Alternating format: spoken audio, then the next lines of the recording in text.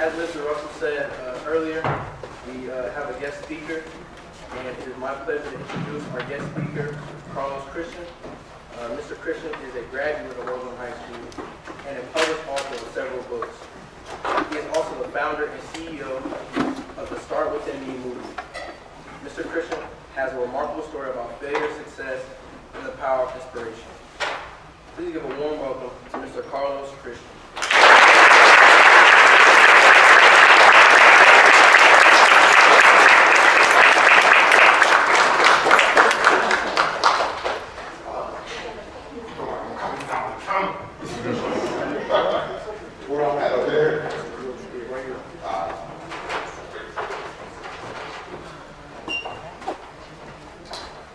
How y'all doing today, Oberlin?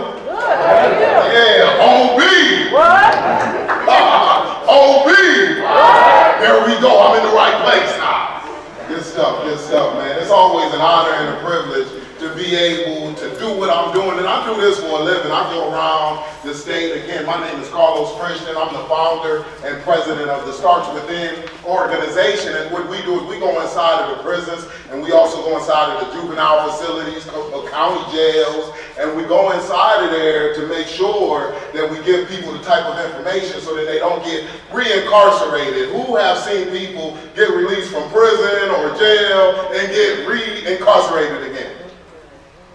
Right. So what we do is we give the information so that don't happen. Our mission at the Starts Within organization is literally turn the penitentiary on its head and stand the community on its feet in the realest of ways. And I don't mince my words when I say that. I'll be dead serious. So when I go inside and I work with the administration of the prisons, I let them know that my main responsibility is to put you out of a job.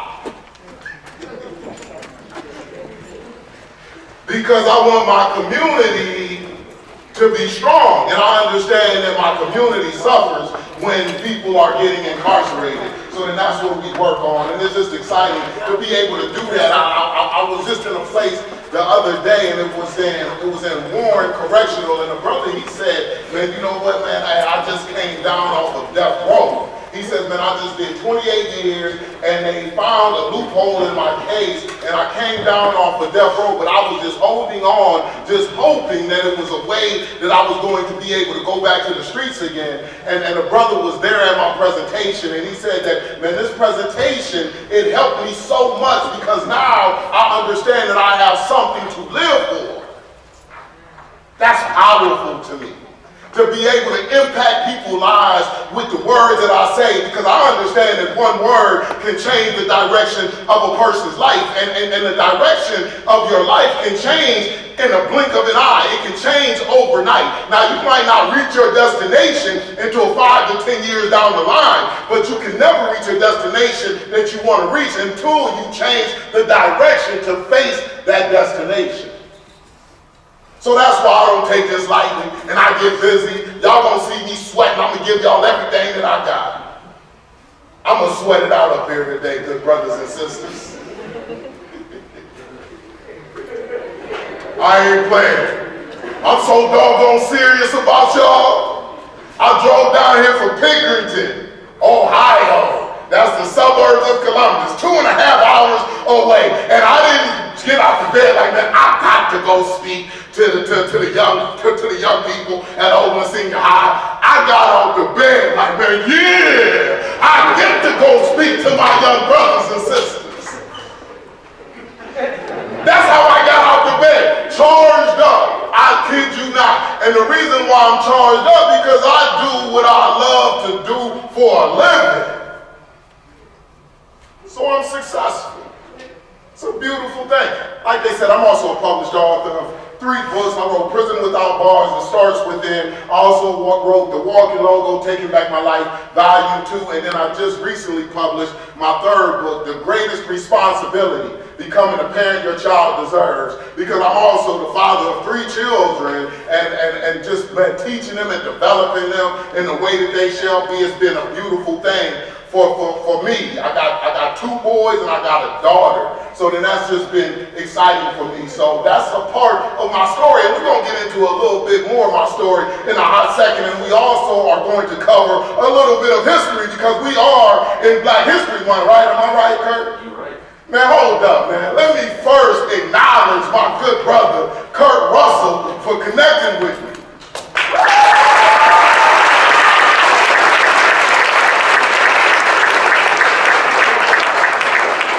This good brother right here, he used to see the way that I was and he didn't judge me the way that I was. He still, man, welcomed me with open arms, man. It's like, that was a beautiful thing and that meant so much, man. That was powerful. Also like to acknowledge the rest of the administration in Oberlin Senior High. Betts, coach, he used to be my coach. Coach Betts, I think he used to grab my face mask, twist it and turn it like, brother, get your head in the game.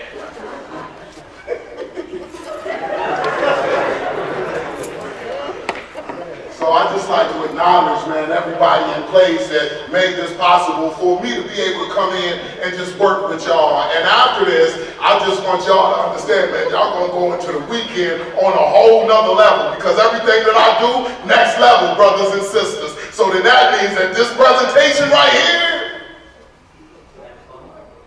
next level.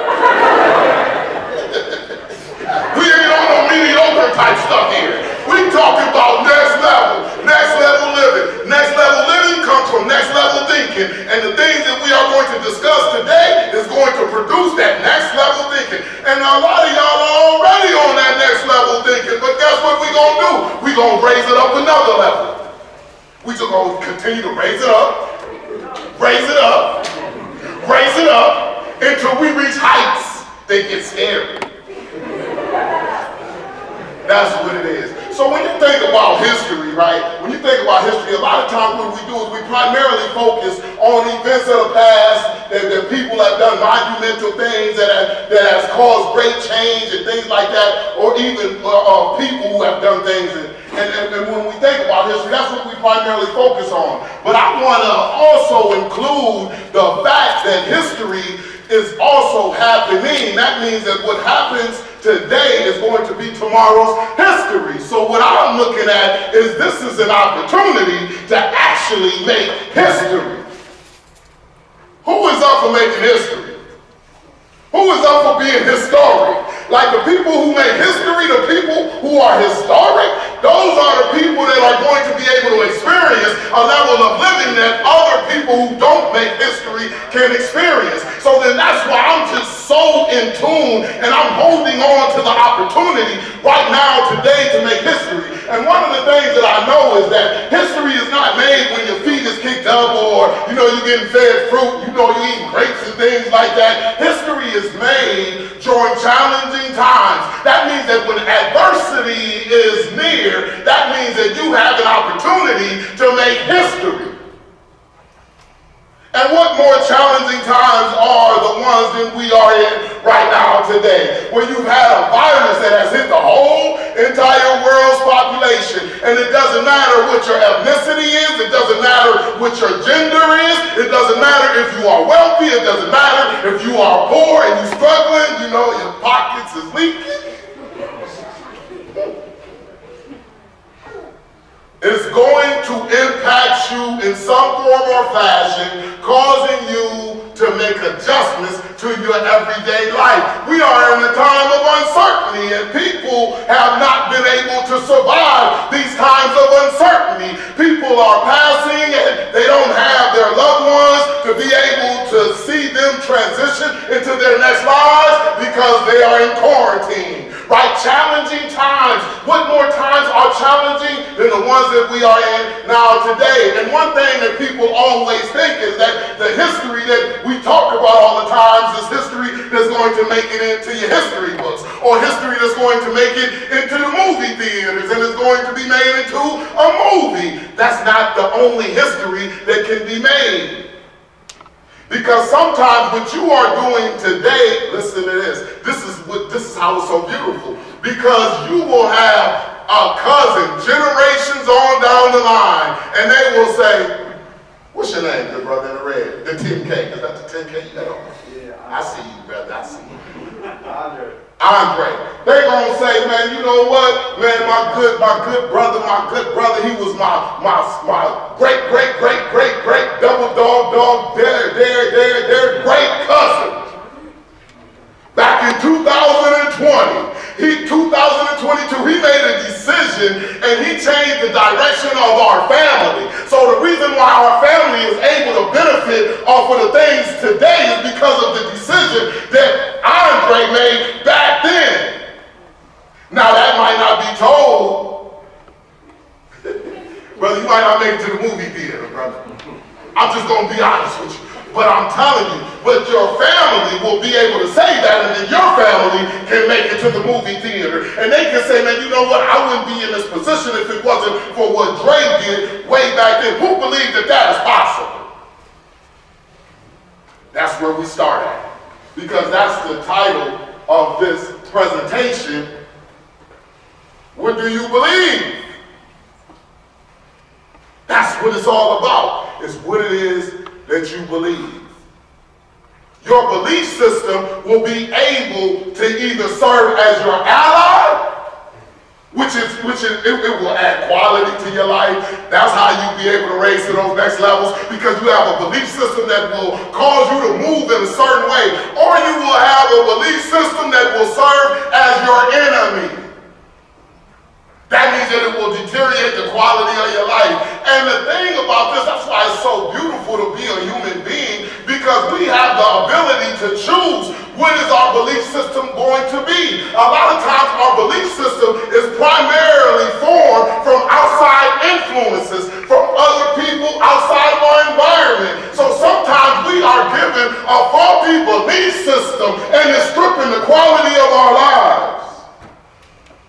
That belief system came from where? A lot of times it can come from maybe your mom. Maybe it can come from your father. Maybe it can come from your uncle. People who told you what you can't do. People who told you, man, you ugly. And because they told you that you ugly, now you started to believe that you ugly, so now you walk as you ugly. People told you that you are a failure because you flunked the test. And then you believe that you are a failure. If you believe that you are a failure, then you're not even going to try to attempt anything to succeed, because you have already adopted the belief system that you are a failure. And one thing that I want to put on y'all's brains today is that failure is not an actual person. Failure is an event.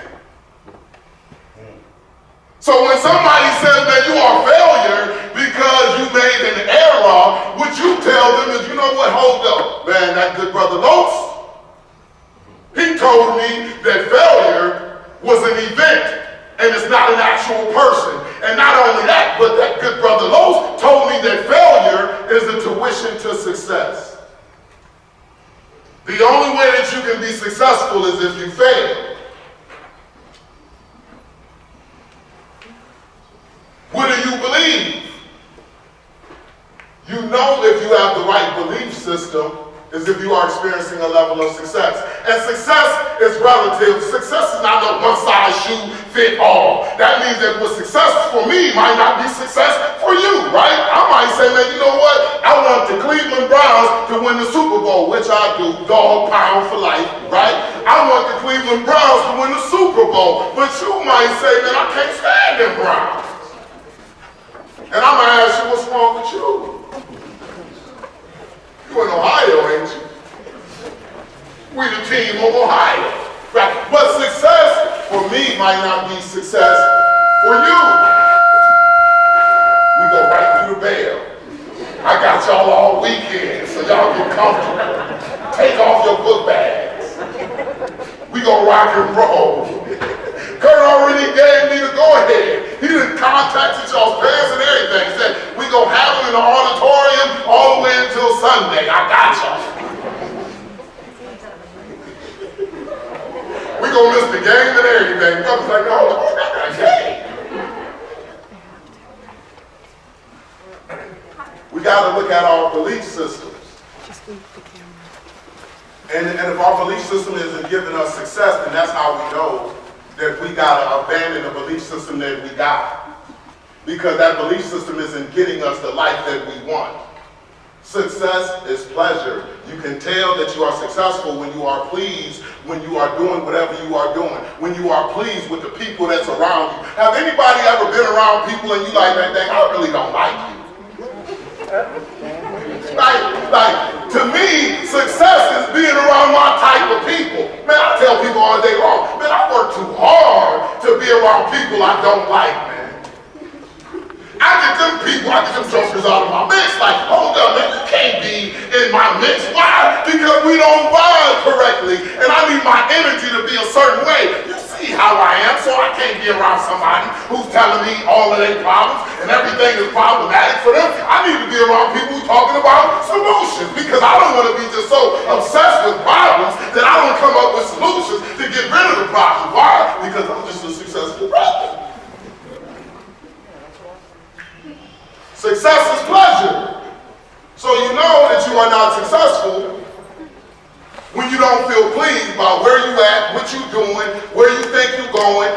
If you don't feel pleasure during those times, then you know that you got to check that belief system. So when I'm looking at, history and some people who made some monumental things happen back in the days, I look at, the Black Wall Street back in Tulsa, Oklahoma in the early 1900s, and this just amazed me because this was just removed from slavery. Slavery was abolished in 1865, and just to be able to see what those individuals put together in Tulsa, Oklahoma back in the early 1900s, where they had an economy that was just phenomenal, and people envied the economy that was established by these black individuals who was concentrated in a certain area in Tulsa, Oklahoma. It was the Greenwood and Archer section.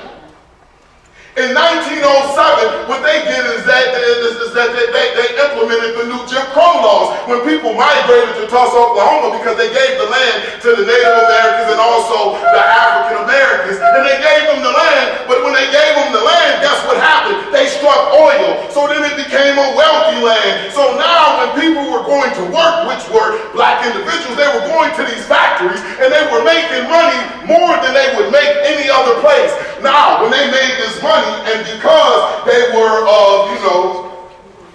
African American, they said, man, you can make your money, black man, black woman, but when you come to our grocery stores, when you come to our restaurants, you are going to have to get your food out the back.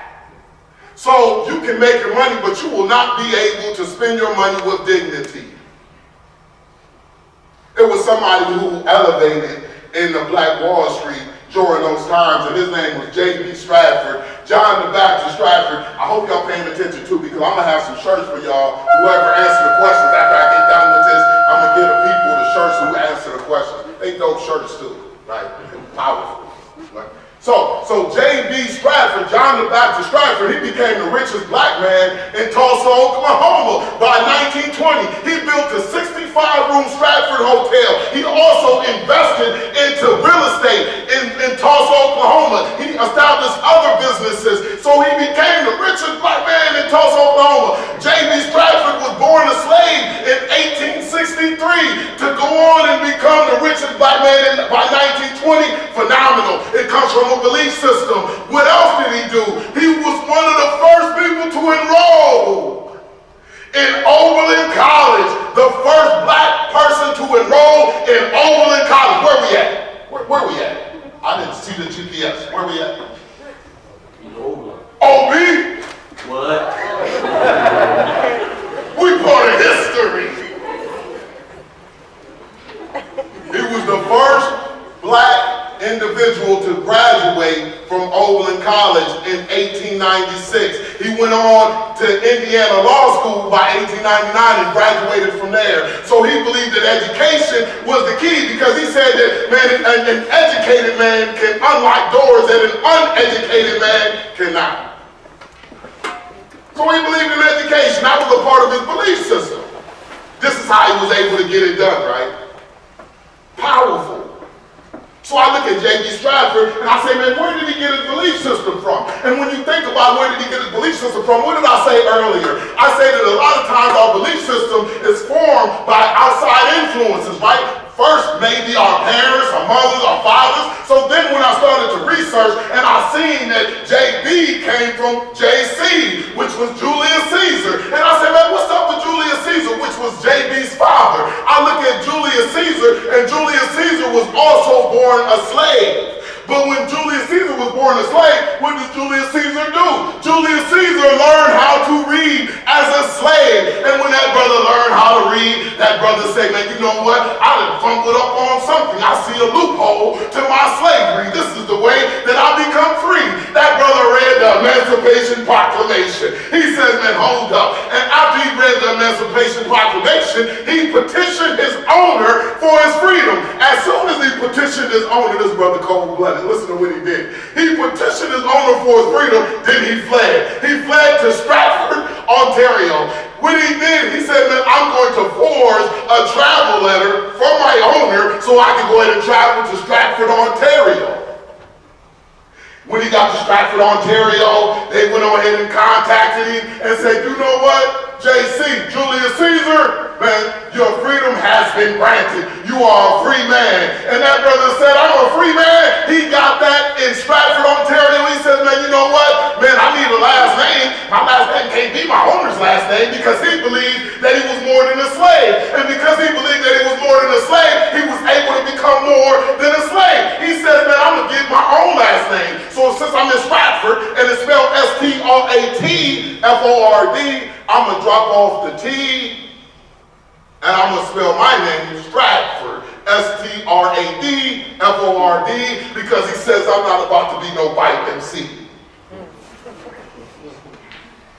So now my name is Julius Caesar Stratford, and I'm going to take that last name back to my children, back to my family, and they are going to be the Stratfords, and that's how the Stratfords were established.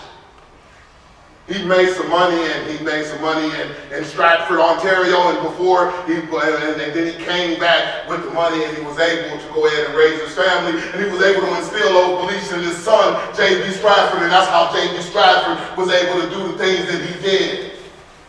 So J.B. Stratford believed that what? He was more than discrimination. J.B. Stratford said, you know what? You can't rock me like that. Who you think you are? You think you just gonna go ahead and take my money and then tell me and kick me in the butt and tell me to get out the restaurant?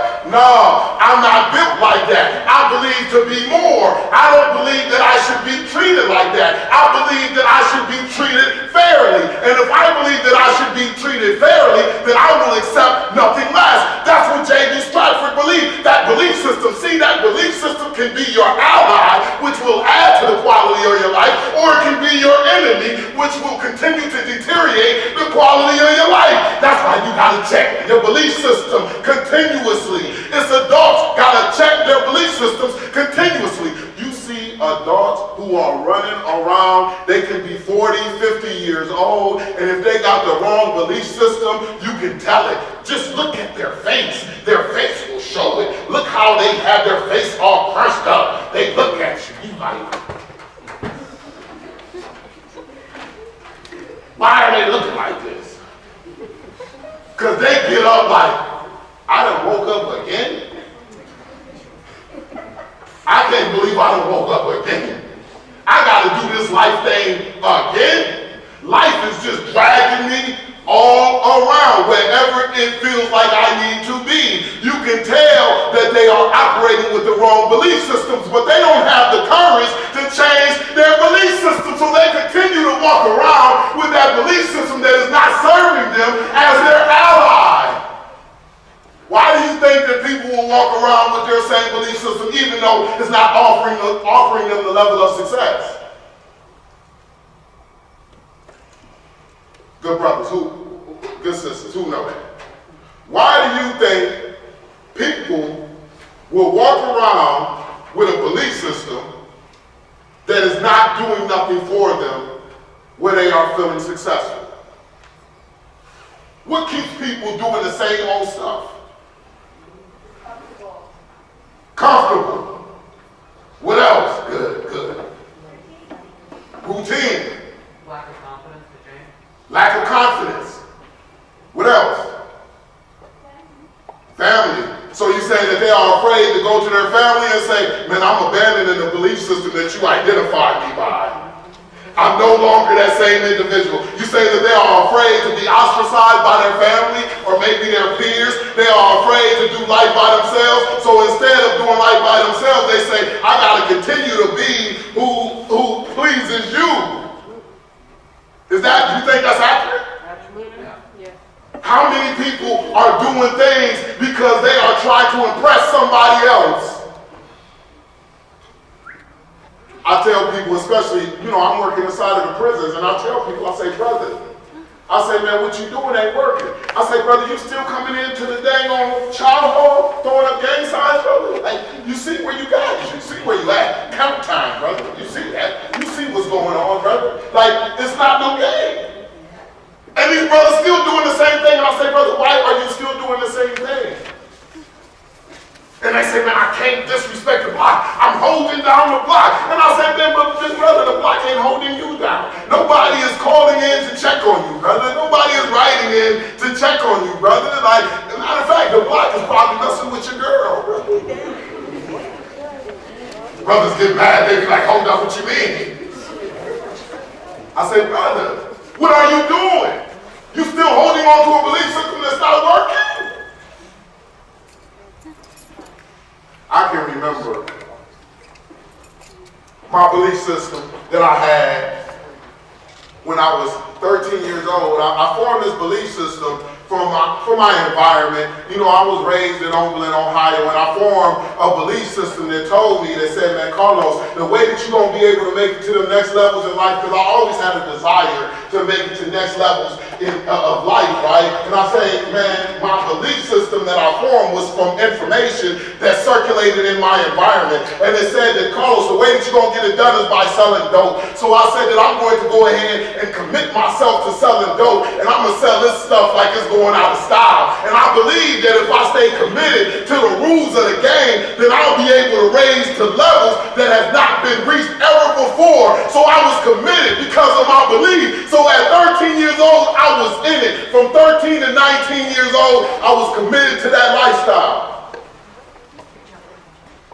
At 19 years old, I'm sitting up there, I'm wondering, I'm like, man, you know what, hey, something that happened, I got pulled over, and they said I was right left of center, and they pulled me over. When they went into my trunk, they found a 410 sawed-off shotgun, they found a 9mm with the serial number scratched off. I got it from the Jamaican, it was fresh out the box. They said it was brand new. This is what it was like, this is how I was rolling, right? I just believed in this lifestyle. I said that this is how I'm gonna be successful. I wanted success, and I said, how am I going to be able to get success? Is if I commit to this lifestyle, if I commit to this belief. So I was committed to that belief system.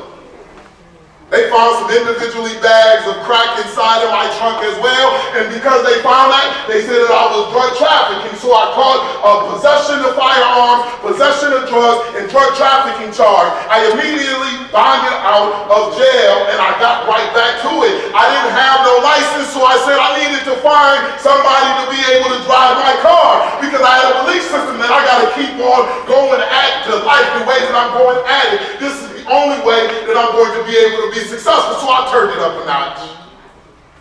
Out on bond, I turned it up a notch. So when I got the person to go ahead and drive and things like that, one of the things that I wasn't really doing no checks and balances on is who it was. I said it don't matter, just as long as you got license, let's rock and roll. The brother had license, so I said, man, go ahead and drive my car. So we driving, and one of the things that had happened is that I had dropped my drugs, and when I had dropped my drugs, this good brother picked up my drugs, and when he picked up my drugs, somebody told me that he picked up my drugs because he was talking to somebody who he didn't know was going to talk to me.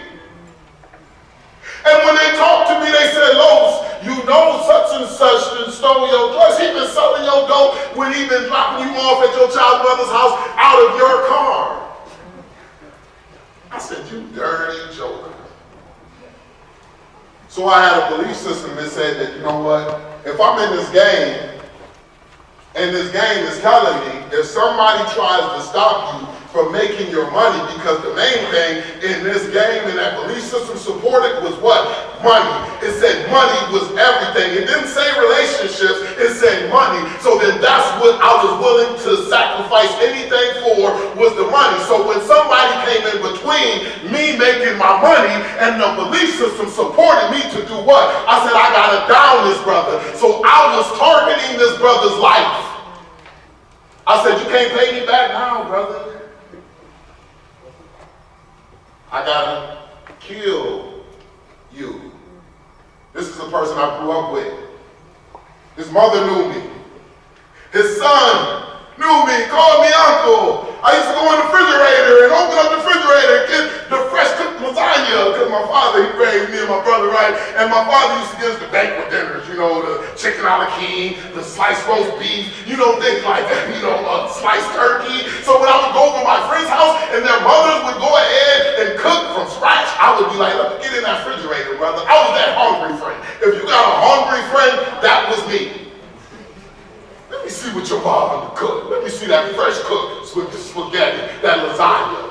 So that's how the relationship was between me and my man. So I said, man, I got to get him because he understands what I'm trying to get accomplished. And I didn't want to not abide by the rules of this game that we're supposed to be living by, because I wanted to be successful. So I targeted the brother for about 6 months, and I just set it up because I also had a belief system that I wasn't about to do no penitentiary time. I never said that I'm looking at prison and say, oh, that's some good shelter for me. I never looked at prison or jail as shelter for me. I wasn't thirsty for shelter. So I said, man, you know what? I'm about to go ahead and get it done, get away with it, go to the funeral.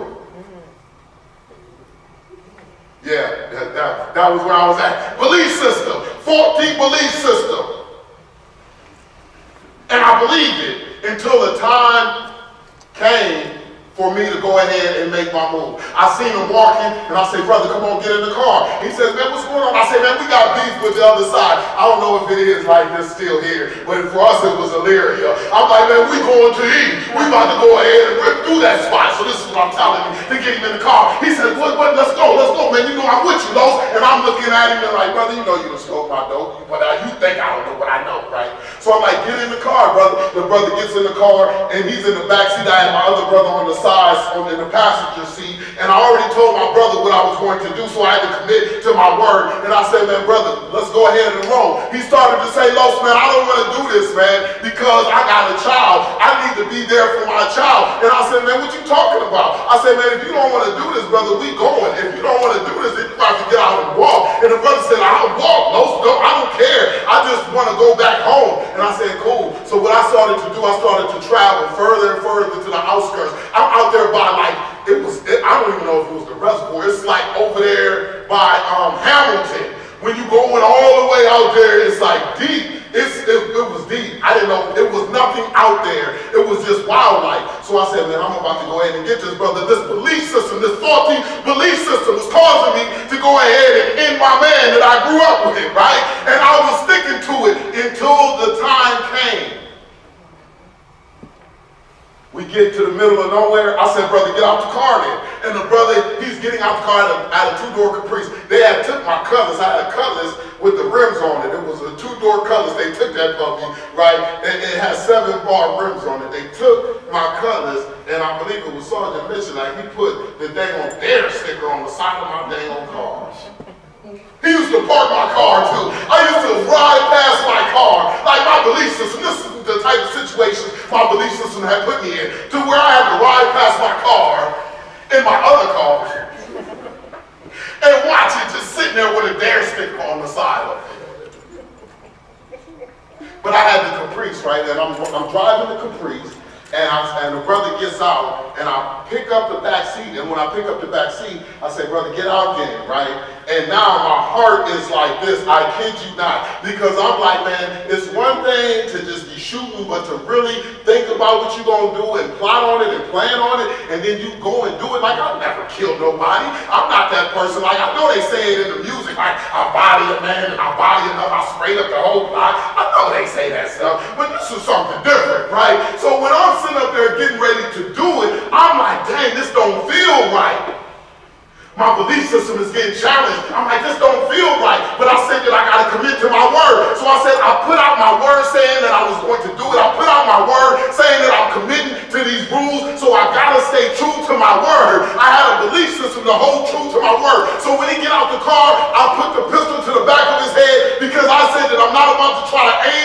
try to aim, I mess around and miss. I'm not no sharpshooter, and I understand that. So I said, I need to put the pistol to the back of his head. The barrel touched the back of his head.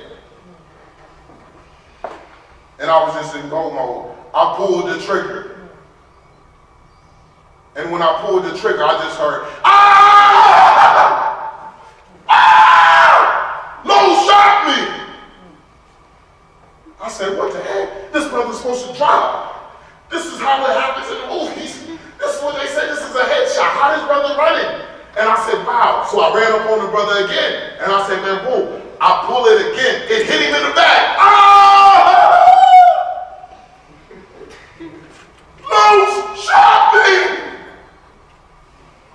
That brother continued to run. He ended up taking off his white t-shirt because he said I wouldn't be able to find him in the middle of nowhere. Remember, we was back there where it's nothing there. It's just woods, literally. So I'm like, this brother about to bleed out, right? So this brother gets to running, and I say, man, I'm gone. I'm not about to chase this brother through all of this stuff. I think it's coyotes out there. I'm not about to be wrestling with no coyotes. This brother gonna go ahead and deal with some of the coyotes. He gonna drop, right? So that's what I thought. So I just said, man, go ahead and run. This brother ran, continued to run. Me and my guys, we got back in the car. We went back to my house. I went back to my grandmother's house. I chilled out at my grandmother's house. And when I'm at my grandmother's house, I just heard the helicopters. I just had this feeling that I didn't do the right thing. I didn't feel successful. Remember what I said, that your belief system will warrant you success.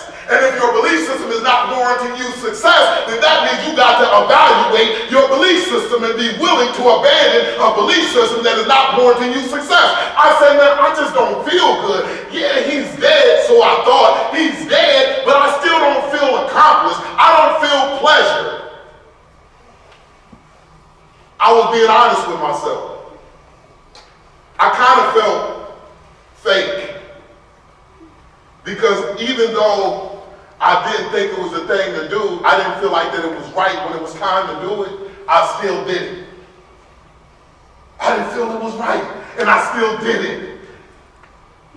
And that's why I wasn't successful, because that brother went on ahead and found a log cabin in the middle of nowhere. This brother ran to the log cabin, and when he got to the log cabin, what do you think he said before he passed out? No. That brother said, Carlos Christian shot me. I think he might have said the whole government. Carlos Marcellus Rodriguez, Marcellus Christian shot me. He passed out. They life flighted him to Cleveland. He fought for his life. He was able to keep it. What was wrong with him? His taste buds was burnt. He couldn't taste for about 6 months because the flames from the pistol burnt his taste buds. Now I'm going into my place because now they saying, Carlos, now you got to go ahead and cop out to this 10-year prison sentence. You know, but they was coming with 20. And I said, man, 20? Man, hold up, man. This ain't what it's supposed to be. I'm supposed to get probation. They said, no, brother, you're going to get this Twinkie. I said, Twinkie? Not no 20.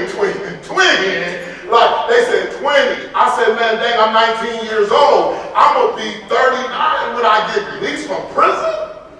Wow, I've never been incarcerated. I wasn't in juveniles. All from 13 to 19, I never got incarcerated. I wasn't getting caught up in the juveniles. I was selling my dope. I was coming to school selling my dope. Y'all can't get me now.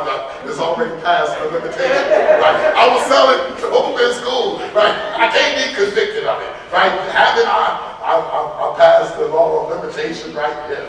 Before I get back on myself. But it was crazy because when I said, man, you know what? Hey, now I got to do this 10. So I copped out to 10 years. But the thing about this is I had a 3-month-old son. And I said, man, now my 3-month-old son is going to come up without me being there. Who's going to take my son to school? Who's going to do donuts with dad with my son? That means that I'm going to be absent from my son's life because my belief system put me in a place. I said, hold up.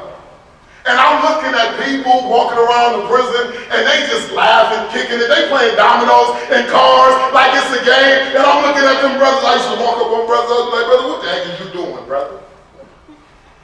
Oh, it's funny to you, huh? And brother said, man, yeah, no, I'm just going to do this time. I'm going to go home. And I used to see them brothers go home and come back in. During my 10-year prison sentence, I'd be like, brother, you ain't even been out 90 days. How the heck you catch a case, get convicted, and come back in 90 days, brother? The belief system. See, they kept that belief system when they was inside of prison. They kept on doing the same thing because the belief system would only allow them to do the same thing. Even though they said, man, I'm a father. I said, brother, how are you a father and you're not making yourself accessible to you and to your children? How are you a father and you're not taking care of yourself, brother? You put yourself in a place of prison. And something that burnt my soul about prison was the fact that I said, hold up, man, I'm a legal slave right now. And people say, man, you know what, Carlos? It's like slavery. I said, no, it's not like slavery. I'm a legal slave. And what I realized, because you see this in the middle of my shirt, right? That's when I read the 13th Amendment, the Constitution, the law of the land. When slavery was abolished in 1865, it said neither slavery nor involuntary servitude except for as punishment for a crime where the party shall have been duly convicted shall exist in the United States or any other place subject to their jurisdiction. I said, hold up, man, time out. You telling me the only way that I can be a slave in the United States of America is if I get convicted of a crime and it serves as punishment? I said, wow, I thought they abolished slavery. It's like, no, slavery still exists. Here's the loophole to keep it going. I said, so now you mean to tell me we're not being forced to be slaves. We are volunteering to be slaves. By allowing these belief systems to have us holding on to our pistols, gunning brothers down, selling dope. I said, wow, this is crazy. And I started to look deeper into it and I said, man, you know what? What you mean Walmart, Target, Hewlett-Packard, Victoria's Secret, Honda, they get the work done inside of the prisons now because they don't have to go to the third world countries to get the work done. They can pay the people inside of the prisons 22 cents an hour to get the work done because it's 2.3 million people that is currently incarcerated in the United States of America. And we are all volunteering to get incarcerated. We are volunteering to be legal slaves. And Walmart is making money on my labor. Like, I just felt a certain type of way. I didn't feel successful. I'm just going to be honest.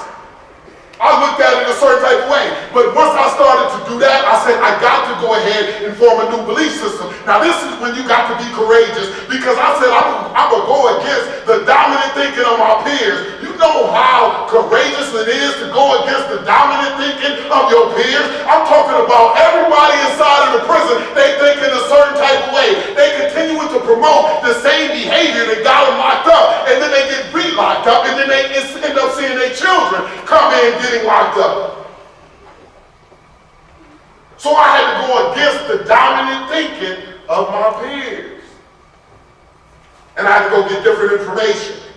I said, I got to get different information because I need a new belief system. I realized that I had a faulty belief system and I got to do everything in my power to get rid of that belief system. Courage is not the absence of fear, it's the triumph over it. That means that you're going to feel fear, my young people. You're going to feel fear, but I'm telling you, do not allow that fear to keep you in your tracks. Feel the fear and go anyway.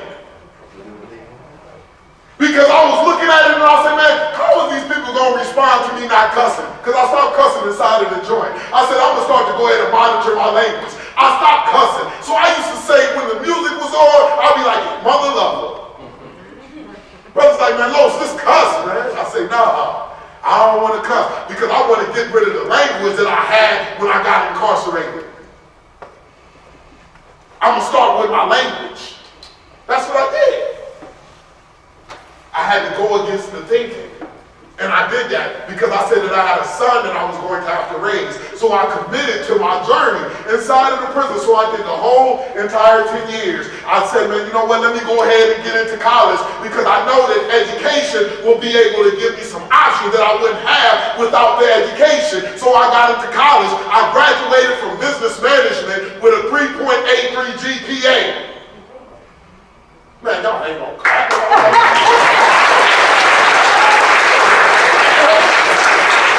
Y'all know what that 3.83 is hitting for.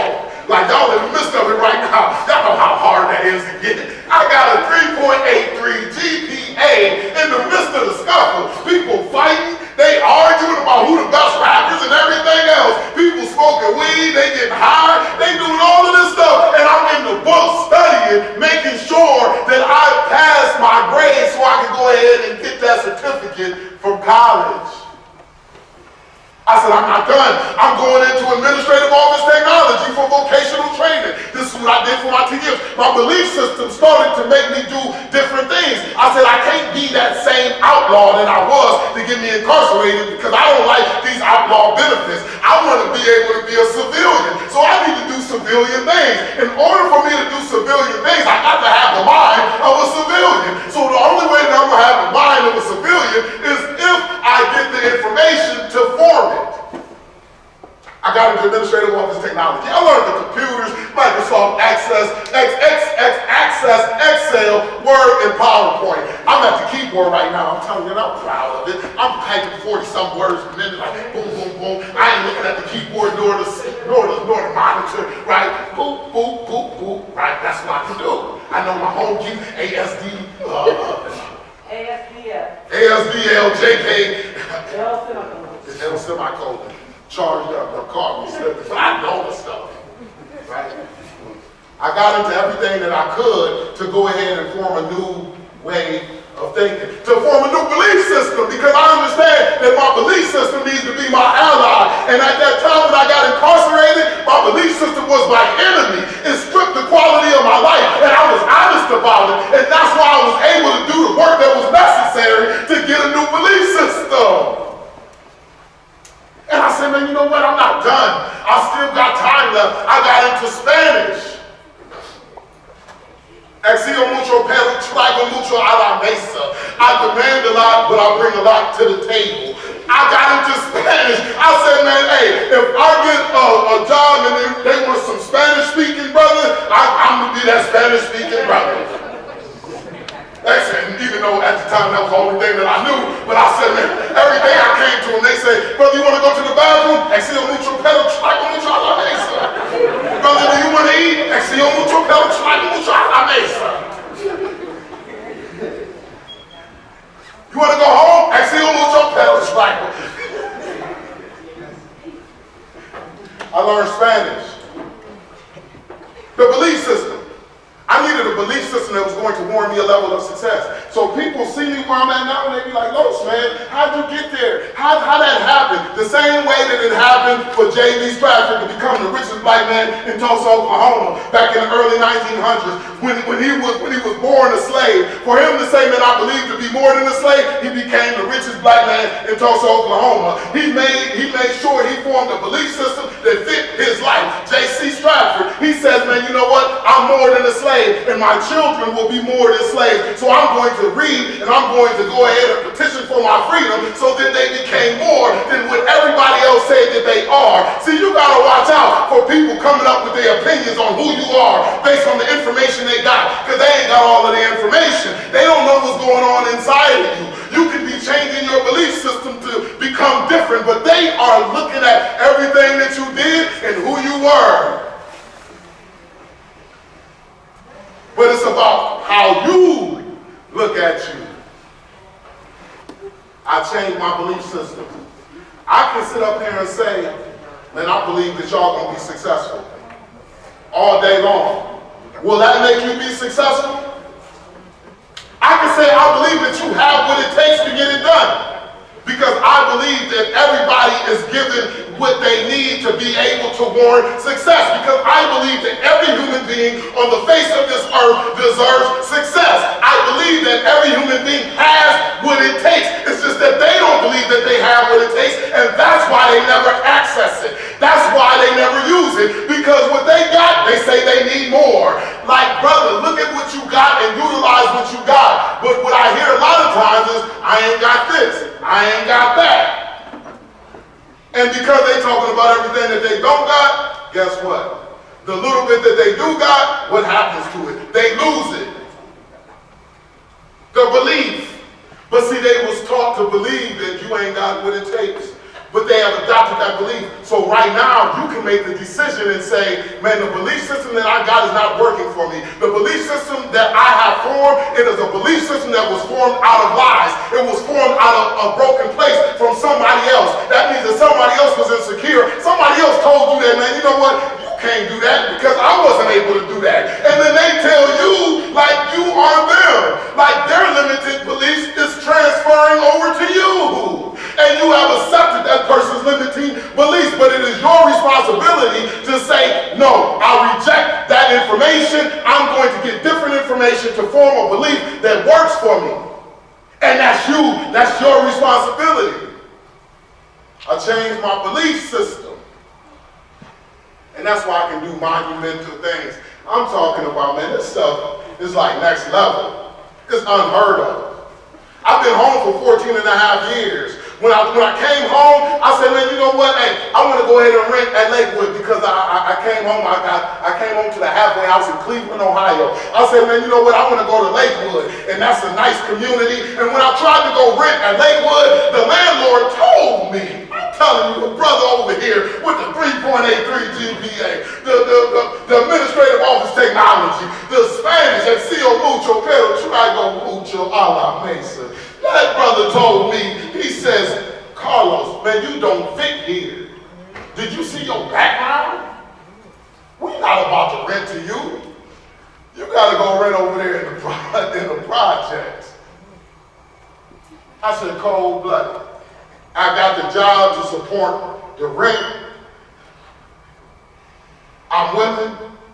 And you gonna tell me that I don't have what it takes to stay in this type of community? They said, man, no, our neighbors, they are not used to your type. I said, okay, cool. But guess what I did have? I had a belief system that believed that I was more than that. So what did I do? I said, man, that's cool. I went ahead and I ain't gonna tell you, I just went to the suburbs and just laid at somebody's house. No. I went to 30th and Carnegie in Cleveland, Ohio, right across from the 30th Projects. I rented me a one-bedroom apartment. It was $475 a month, and I had to pay $475 for the security deposit. And I said, man, I'm gonna go ahead and stay here. Now, when I was there, it was crazy because roaches was everywhere. I was fighting with the roaches, and they was aggressive. They wasn't the regular type of roaches. They was roaches that was aggressive. And I used to tell my people, like, man, these roaches, man, they terrible, man. They jumping on me. They doing all kind of different things. You need to come in and see for yourself. I remember I told my brother that, and I brought him upstairs. I said, man, look, see, watch what they do.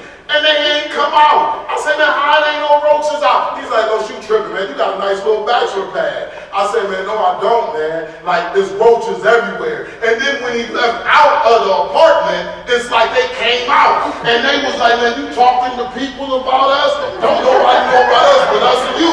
You tripping, brother. You better get your act together. I said, man, y'all tripping, man. Like, so the roaches were terrorizing.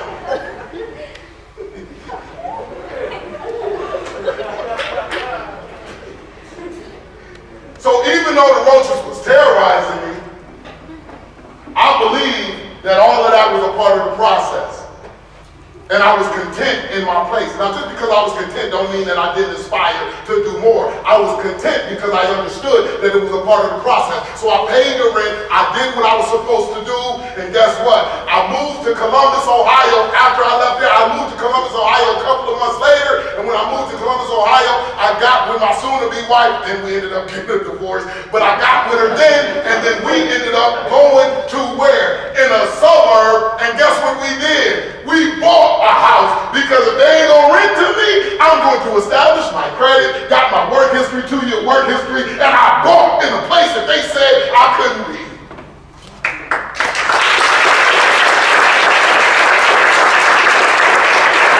I'm like, y'all gonna have to deal with me, because I got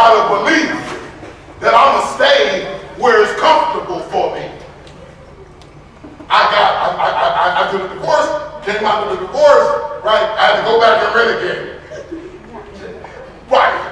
Y'all laughing about that. I had to go back and rent again. I rented for 4 years, but I still had to believe. I said, man, you know what? I'm not about to fight you for that house. You keep the house. I'm going to go ahead and move on. So I got my son 5 days of the week.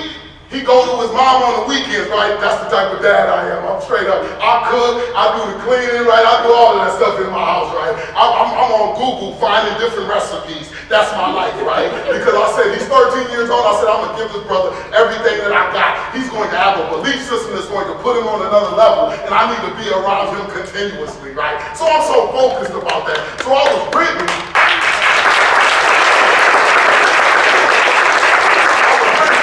For 4 years, and because my belief system says that, you know what, Carlos, you ain't got to fight her for no house. Just go ahead and continue to move on. You'll double that. You'll triple that. You'll quadruple that. And I said, man, no doubt, no doubt. 2020, April 17th, 2020, right when the pandemic was at its peak, right? I closed on my house in Pickerington, Ohio. Solo dolo. Ain't nobody on that mortgage but me. Solo dolo, right? I'm in that puppy just walking around, got a deck. It's quiet.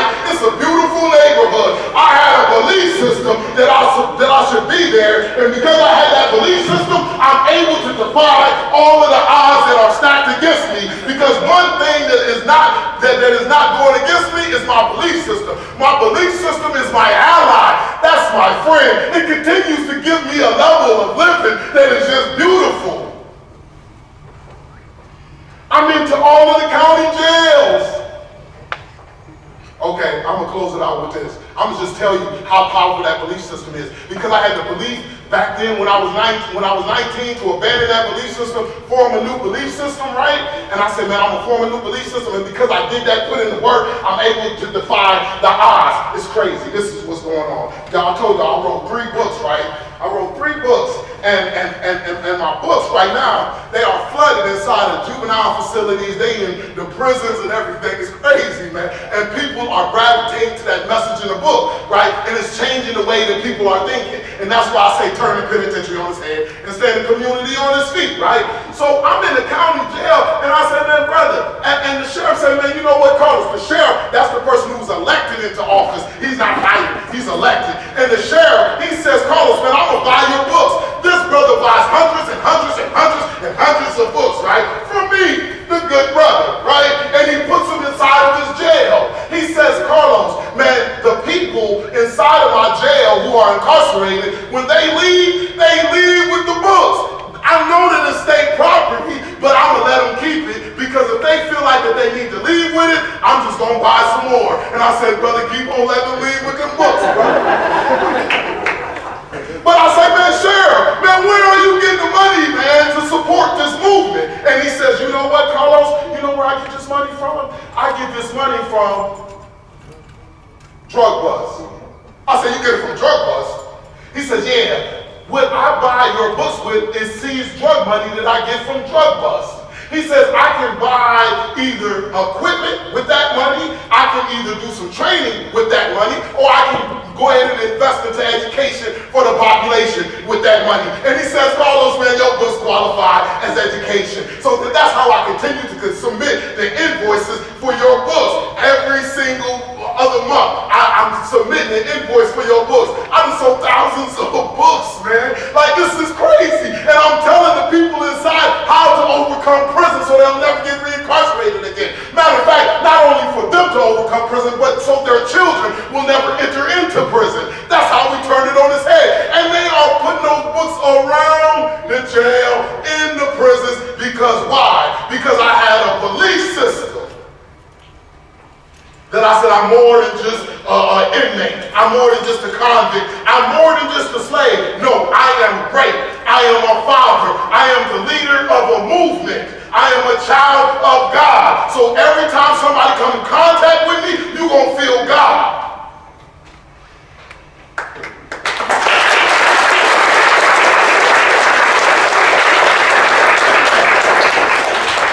People's eyes, they look at all of the things and they say, Los, man, I like your watch, or I like your shoes. I was coming in here like, I like your shoes.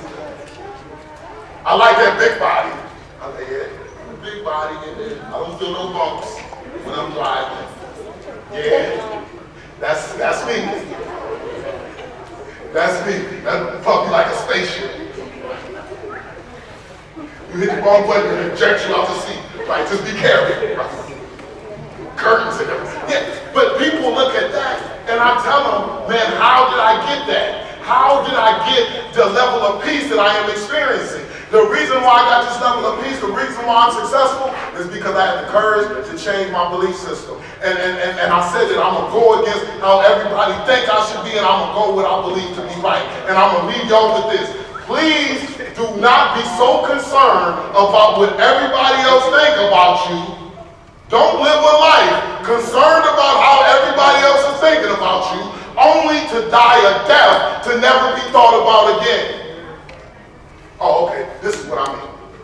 Because when you are worried about what people are thinking about you, people will say, no, that's not cool, and you'll sit down. People say, oh, that's cool, and you'll stand up. And people say, no, it's hot, and you'll sit down. People say it's cold, and you'll stand up. And if you are basing your movements on how people think about you, you will never be able to get to the destination that you are supposed to get to.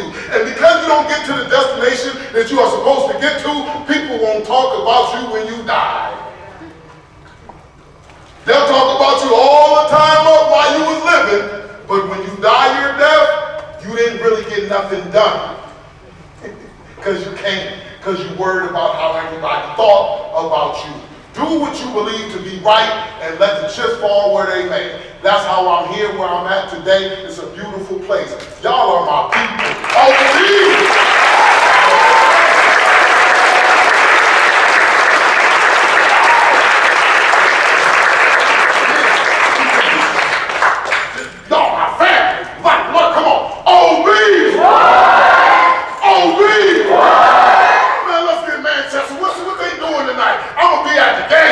Talk about I'm gonna be courtside, rocking and rolling. We gonna win tonight. We going to district. We going to state. We gonna do what we need to do, right? I'm with y'all. That's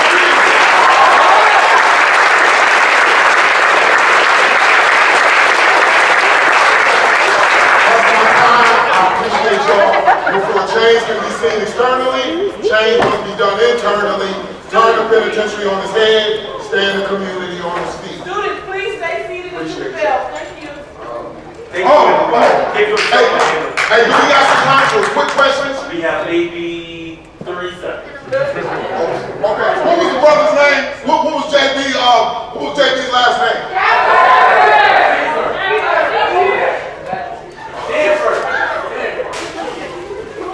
What was 13th Amendment? What is it allowed to still take place?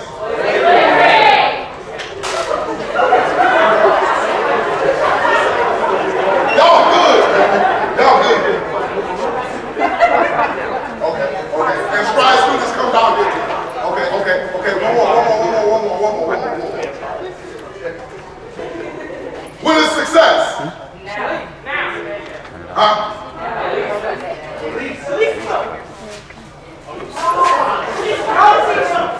All right, cool. Who is willing to change their belief system if